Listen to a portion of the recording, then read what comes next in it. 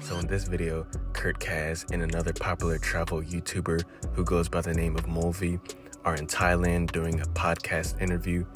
And during the interview, Kurt Caz exposed the sex tourism industry as well as debunked several talking points that Passport Bros promote. Let's get into it. Of a group of people shouting at you, "You want blowjob? You want blowjob?" Yeah. I don't know, but I assume everyone else does. I don't know. I do. Not from you. But I've seen them. Man. They look and they're like, "Oh, there's an old man. Let's go and get him. He'll want to come back in this room with me." And that's exactly how Passport Bros and other sex tourists get finessed by women overseas. They become so fixated on the woman's beauty that they just fail to heed their surroundings and fail to heed any signals. You know, there have been countless examples of sex tourists, including Passport Bros, getting drugged, getting robbed, getting set up, etc. by women overseas, especially the prostitute type of women. Because that's supply and demand. Yeah. That's what it is. I don't want to see that. I don't want to. I've seen it once. I've walked through it. Pattaya is all of this stuff. Debaucherous. There's so many tourists, so many elephant pant wearers, so many sex pats, so many sex tourists flying in. It's loud as fuck. People were telling you in your video comments to go there. Don't go. Don't. No. You chose this island, not me, based on someone's recommendation. Yeah, well, I based it on that apparently it's like the Hawaii of Thailand, and there's a lot of Muay Thai gyms around here, and it's just I mean, that's what convenient. you're doing. You're doing Muay Thai. Exactly, and it's the less debaucherous place in Thailand, I suppose. I feel like there's three types of people that come to Thailand. There's sexpats, which can't get chicks in their own countries, so they have to resort to coming here. Most of them pay for them as well. And this is exactly what most Passport Bros do when they travel overseas. They trick off on random women, including prostitutes, for sexual reasons. And just like what Kurt said, most of them can't get any women in their own country, hence why they have to travel outside the country in order to trick off on prostitutes.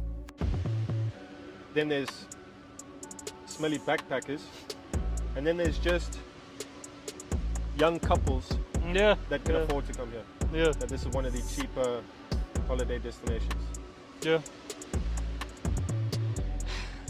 But in general, Medellin is becoming the second Thailand. Colombia is becoming the second Thailand, and Medellin is becoming second Pattaya. Those two places he just named, Colombia and Thailand, specifically the cities of Medellin and Pattaya, are two of the main places that Passport Bros promote going to engage in sex tourism. They also promote going to the Dominican Republic as well as Brazil. And of course, Passport Bros aren't the first group of men to travel to those particular places.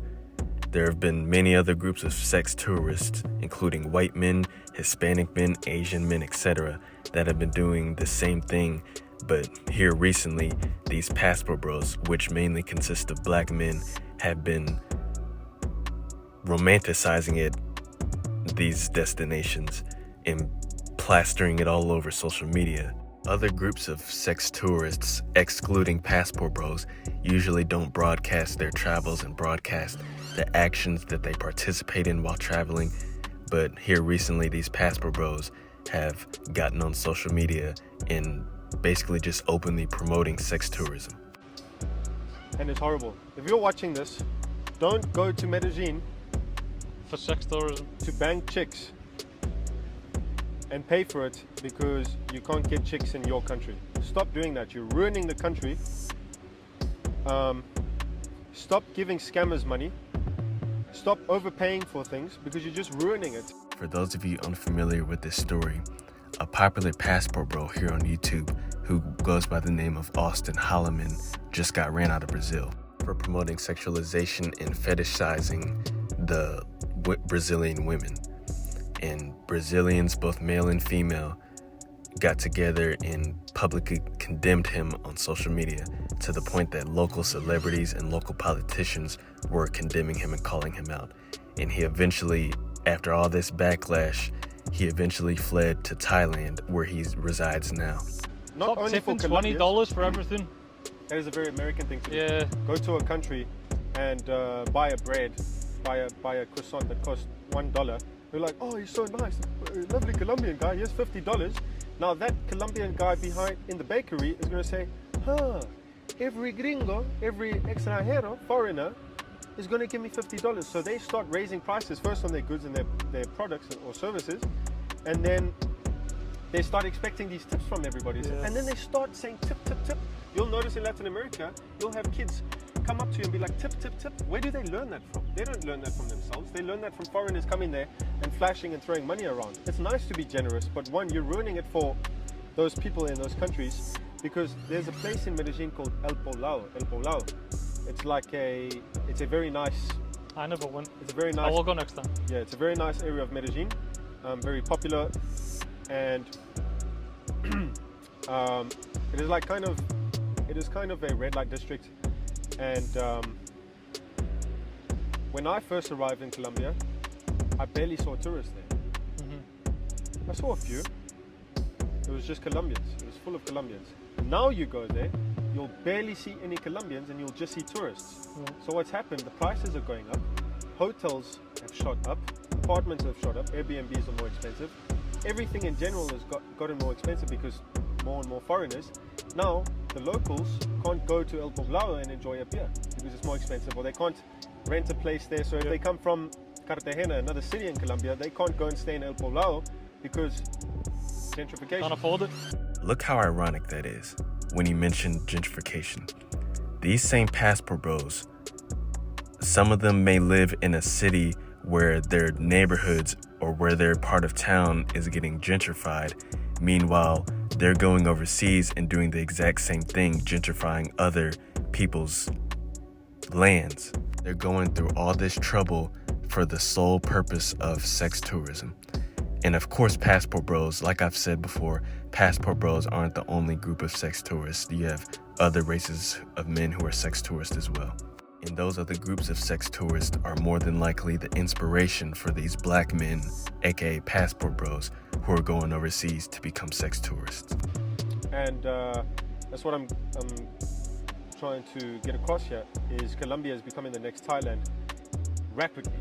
Not just slowly, it's growing rapidly, because people have seen that they can take $300 flights from the US or from wherever to Colombia and get cheap chicks and live like kings. And Yeah, they're ruining Colombia, man. I just want to throw in, people don't know what a sex tourist is. A sex tourist is not, there's groups of guys here, they come here, they see a group of girls, some of them go back and have sex with each other. That's just life, that's not sex tourism. You're just having sex on holiday. If you bang a chick wherever you are, it's not sex it's not, you're doing that at home, you're doing it here. Social justice warriors. Going here, calling people out. paying people because you can't get them in your own country. That's or and urging them to come and bang you just because you're richer than them. It's weird. And that ruins the girls in those countries as well, because you're teaching them that every foreigner has to pay for you. So now they think, oh, every white man or every foreigner has to pay me to have sex with me. You know how many times girls in Colombia, they thought I was one of those dudes. They'd be like, at the end of, you'd spend an hour chatting to them or something like that, or what? And they just expect you to pay them. and then all of a sudden they come up, oh, if you want to come home with me, you have to pay me. And I'm like, get fucked. It's very unfortunate that there's a large amount of immoral men traveling to these destinations to sexually exploit the local women. Get fucked. I'd rather spend that $10 on a steak.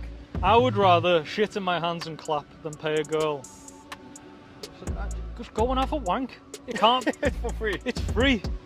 Probably. Just, it doesn't matter. And especially the guys that come to Thailand and pay for longbacks on top of it. $3 longbacks. Come on. Is that how much a longback costs? I'm assuming so. They can't be charging more than $3. How desperate do you have to be to pay $3 for a longback? There's surely hotter chicks in your country. Wherever you're coming from, America. There's hotter chicks in America than here. Yeah? But they can't get these girls. That's the... Yeah. To any man watching this who may have trouble with women, the simple solution to your problem is a multi-step process. Improve yourself, improve your life. You know, you can hit the gym, you can improve your diet, you can potentially change your job so that way you can earn a higher income.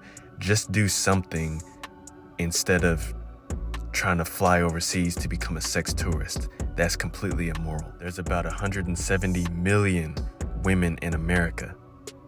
There's plenty of available women who fit into your particular program. There is no need for you to fly overseas and engage in sex tourism. I don't know why. What's happening? There's something going on. You need to watch the fake gurus who tell you how to pick up chicks and do it in your own country. Don't watch them because they're going to show you exactly how not to pick up. They teach you how to be a creep, be weird. They tell you things. They tell you things that work for them. So, for example, they say, "Oh, you need to sit a certain way, and the chick will be attracted to you," or "You need to touch her on her leg, and she'll be attracted to you." They'll teach you little mannerisms or things to say or one-liners on how to pick up chicks, and it's completely not true. If you're a creep or you're a dork or a geek, no matter what you say, no matter how you sit or how you touch her, they're gonna think you're creepy. They're gonna think you're a creep or a dork regardless, and they will even think you're more of a dork if you do those things. So if you're a dork and some pickup guru tells you touch the girl on her arm at this moment when she blinks her eyes 2 times and you do it, you're gonna seem like a super creep. Yeah. And another side note, a lot of these pickup artist, red pill tactics don't work in real life. They may work for a celebrity, they may work for a man with high means, but they may not work for the average man. So performing all of these tricks and antics to women, it's not gonna work. Improve your life if you want more success with dating. A lot of men within the red pill, including Passport Bros, need to seek therapy because they have a very irrational mentality when it comes to women. If you want to, I'm not a pickup guru, but what I've realized, if you just want to, first of all, you have to be as good looking and strong as me, and handsome and just rich. Genius and rich and powerful as me, and then you'll be able to pick up chicks, first of all. That's and it, that's how it works. If you're not that, you're fucked. But no, I'm just kidding. Don't be fucking weird. Just don't be weird and just be a better version of yourself. Just be cool. But also, so if you're watching this and you're like, but I am a dork, I'm the dork you're talking about. There's dorky girls as well, honestly. You know what's funny? I've seen most of the hottest chicks are always with the dorkiest guys. Have you not seen that? All you negative guys who are going to come in the comments, I couldn't give a fuck about you. But I do in a way that just go and do something cool, go and do something good. Go and enjoy your life. You can't be happy sitting talking shit on YouTube. So that's the end of the video. You know, this video was mainly about exposing sex tourism and debunking certain narratives and talking points within the Passport Bros movement, as well as sex tourism as a whole. If you enjoyed, like the video, subscribe if you're new, and stay tuned to the channel.